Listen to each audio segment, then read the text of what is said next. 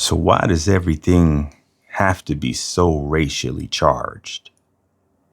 It's 2026 and we've busted through all these glass ceilings, went beyond all these thresholds, and made all these advancements.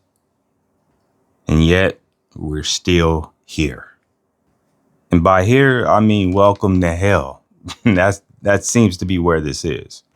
All of this progress as people, not just black people, as people, we've all had to, and we have all benefited from this progression. But somehow all of this isn't enough for black people to get past the barriers that are in our way. And by barriers, I mean ourselves and our limited way of thinking and our basically programming. Slavery should not be keeping us from making advancements where we are today. It should not be. Racism should not be a crutch that we lean on. We need better standards, higher standards, the highest. And I don't mean that means everything we do, we have to work harder, which isn't fair. Just work hard as you can. Who cares? Stop comparing yourself to white people. I don't care about white people. I care about black people right now because we're the ones who are getting left behind. Look around you. It's everywhere. Everyone sees it, but apparently we can't talk about it. You see, they still got black people living under some prison and gang codes, by which we can't speak on things that are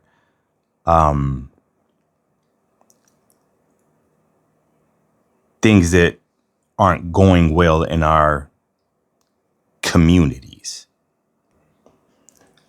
Somehow we are very destructive to our own community, but we cannot speak about it.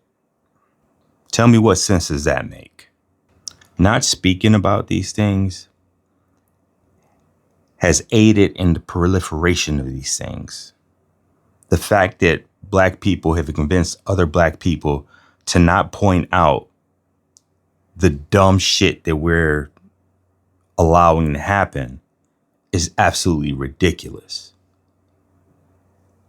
That's exactly what we need. More people need to point it out. More people need to see these things as not acceptable. We won't stand for this anymore. But somehow, some way, we've been convinced to only stand up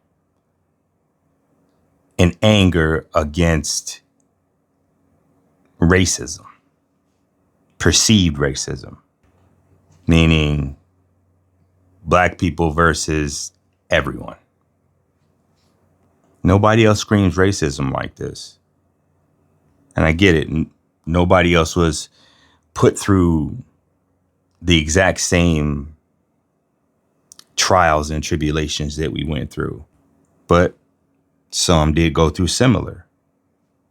And they're thriving today. While there are many of us that are thriving,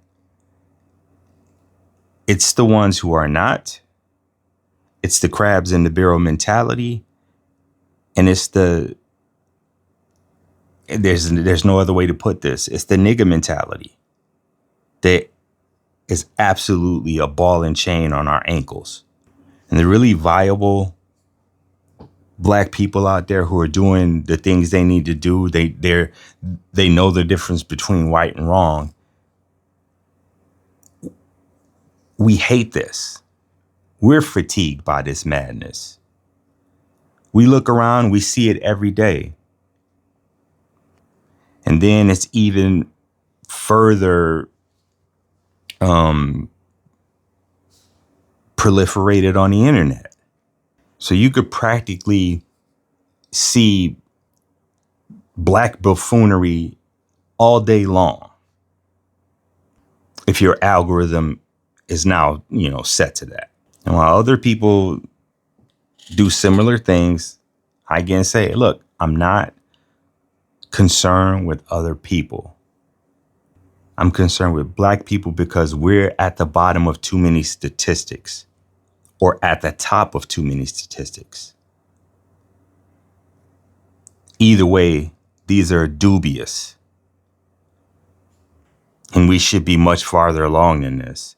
And it's time to stop acting like it isn't happening, or to stop acting like there's nothing wrong with us, because there is. There's something gravely wrong with us when we don't see murdering each other, selling drugs to each other, or just selling drugs, period. Doing things the wrong way, thinking that the only way in life we can make it is to get over. That's absolutely stupid now. Who the hell still has to think like this?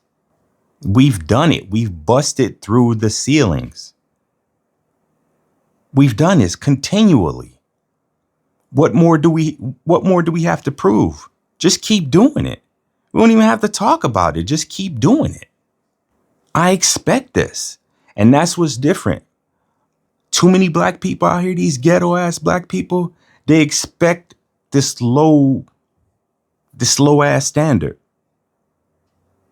I expect greatness. We all should expect greatness. And it can change the narrative. It can change the outlook. Because what we see today is not prideful in any way. I know I'm not associated with or at fault for any of the things that other black people do, but I'm ashamed of it. And we can't even speak to each other in an articulate way to explain something that we don't agree with. Instead, we resort to emotion, ad hominem name calling. Most of the people, the black people who are squawking about black people and talking about black people in not a good light on the internet, you call them coons and sellouts and sambos and all that stuff. Thing is, they really care about black people. I'm not behind everything that they say or support. I don't. But about these things about black people, I am, because what they're trying to do is raise the standard of black people. They care about black people because they are black. And they point out the dumb shit because they don't want to see any more of it. To ignore it is to be complicit, is to be delusional. And just, I guess, apathetic. But I've gone through many iterations of trying not to care, and I just can't get away from it. We have bought into this programming so tough that we denounce the ones who see things for as they really are. If you speak out against it, you're going to get shunned. Expect to get shunned. I no longer care about being shunned. I'm told you'll get your black card taken and you won't be invited to the picnic. Problem with the picnic is that's exactly the place that we don't want to go. The picnic is pretty much where we go and contribute to our own demise. And we don't even know it. That's what the picnic represents. So no, I don't want an invitation to the picnic. And you shouldn't either. The simple-minded picnic thinking has got us in places where our children can't read at grade level. The violence we inflict upon each other is off the charts. How can we be this small a percentage of the population? What are we, like 10% now? And we are responsible for the most homicides in the country. How are we going to ignore what these statistics are saying? This violent behavior, a lot of times, it's a lot of emotional reaction. And I think it's hard to sit and say, how do we resolve all of this? Because I think that is that's a task that can't be minimized. I think it's going to take generations, some evolution to get away from this. Because this current generation and probably the one after it, they may be lost. I definitely don't expect to see any improvement in my lifetime. But I won't stop trying to improve who is here at this current moment. We have to reach some of them. And that's the thing that I've come to understand, is that you can't save them all. Everybody can go. There are going to be some casualties. The casualties will be these low hanging fruit, low vibrational people who can't get beyond things being a certain way because you're black. Like you have to act a certain way because you're black, or you have to associate yourself with certain things because you're black. It's absurd to be having these conversations in 2006, in my opinion. We have done better and we can do better. And to just turn a blind eye or slap people on the wrist with this shit is, you see what's happening. It's not getting better. There will be no improvement that way. So we got to do something different. So all you people out here going into YouTubers who are trying to speak on these things, wake up and see that a continuation of the things that we have been doing is not working for us. At least be open to the idea that it might not be, and that there needs to be some alternative.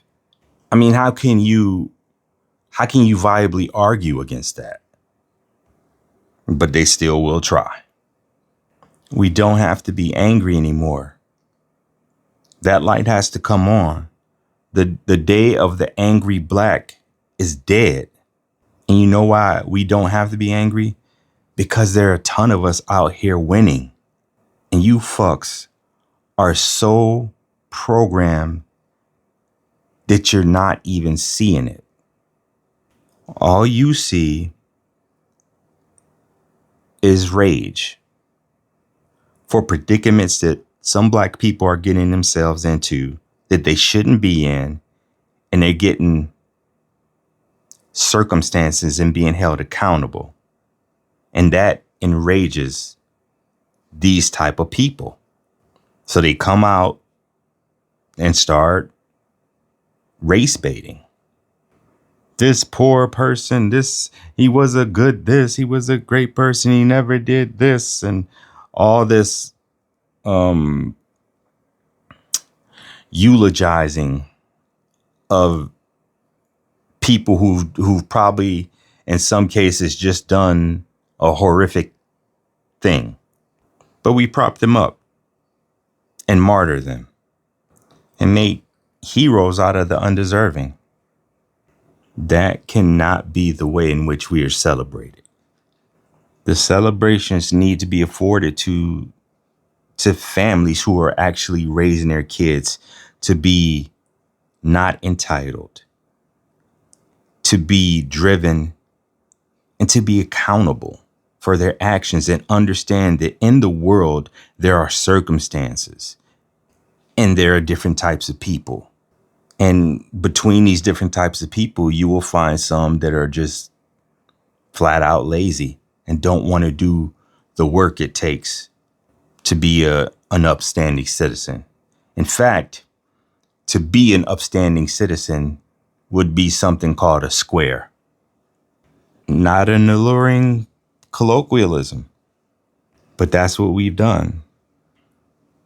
I mean, we've put the mindfuck in on ourselves, and that we'll denigrate the positive things, denigrate the people who are doing well, the people who subscribe to righteousness, but we uplift the people who are the criminals. We're the only ones who do that. And that is a big part of why we are still where we are, lagging behind everyone else. These other groups don't prop up criminals like we do. People are wildly celebrated once they get out of prison for doing all these heinous things.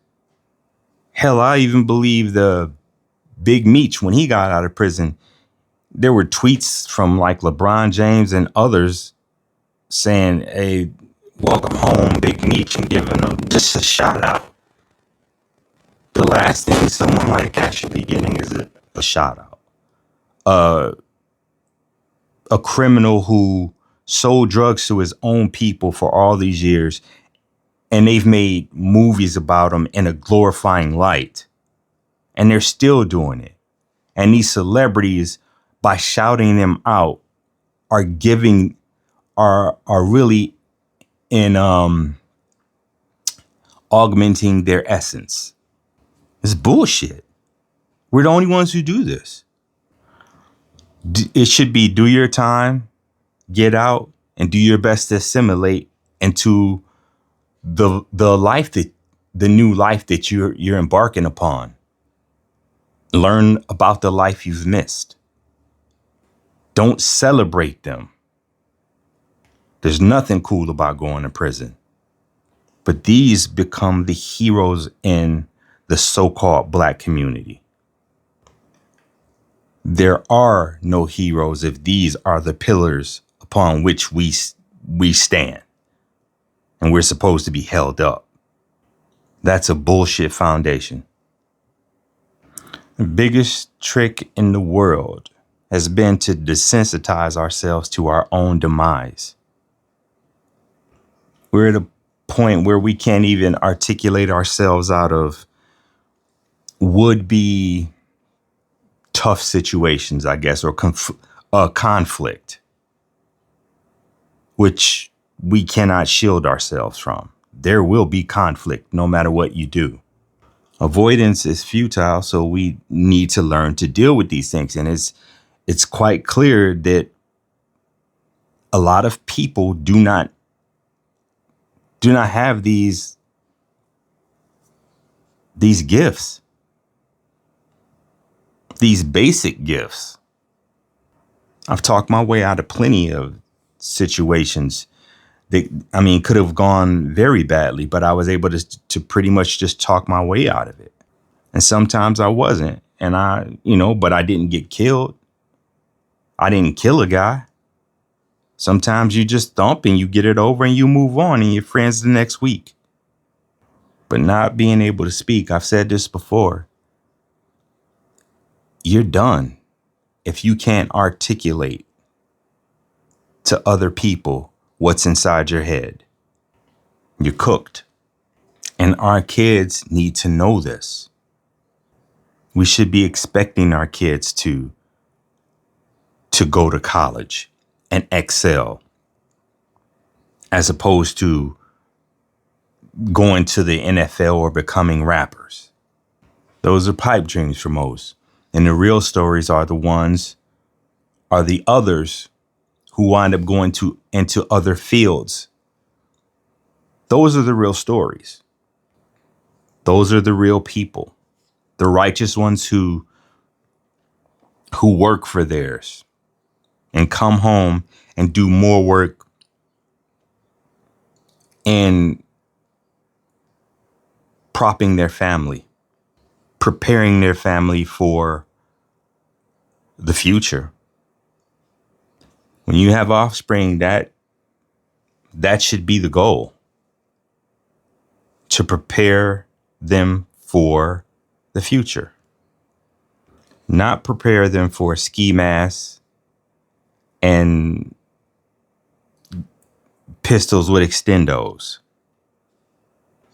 That's not quality. That is unacceptable.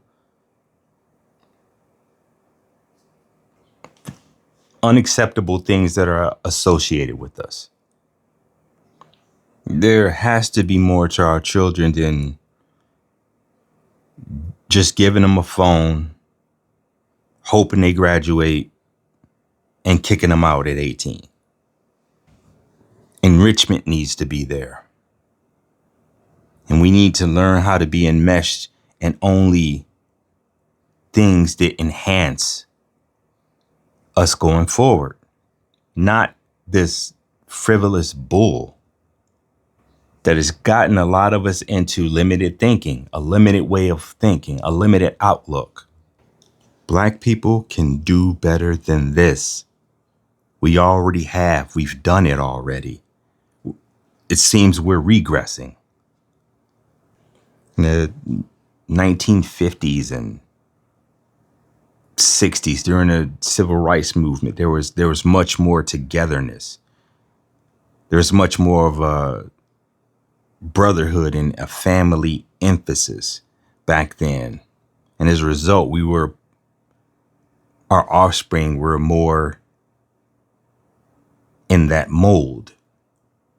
They seem to be more moral than we are today. We need to get back to that, because right now, too many of us are perishing and being left in the dust because they can't think themselves out of the box they're in. They're in a box with a visible exit, and yet they can't see it. There is no Black community when the foundation is built on these street codes and miscreants and prison culture, rape culture. That is not a community.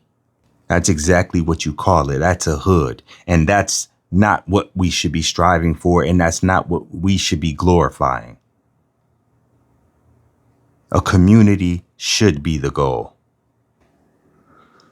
We have to be active in our kids' lives and teach them that they have rights, but that their rights have limits, and that they're not entitled to certain things just because they have rights. As long as we keep subscribing to this housewives of ad city here and baby mama culture, all of this crap is going to be immovable. A lot of us just think it's funny, but it's not funny anymore. It's not a game. A lot of us have spent more than half our lives looking at this mess, and now we see it worse, and we're still laughing at it and thinking it's a joke and making light of it. It's not funny to see Black people act a fool. It's embarrassing. And it should be embarrassing to you. What happened to Black pride? We gave that up. We turned it in for, but what about white people? Well, how come you ain't saying nothing about white people? We traded it for that. We used to yell Black pride. Now we're questioning why white people have this and we don't. There is no one superior to you if you allow yourself to become an intellectual.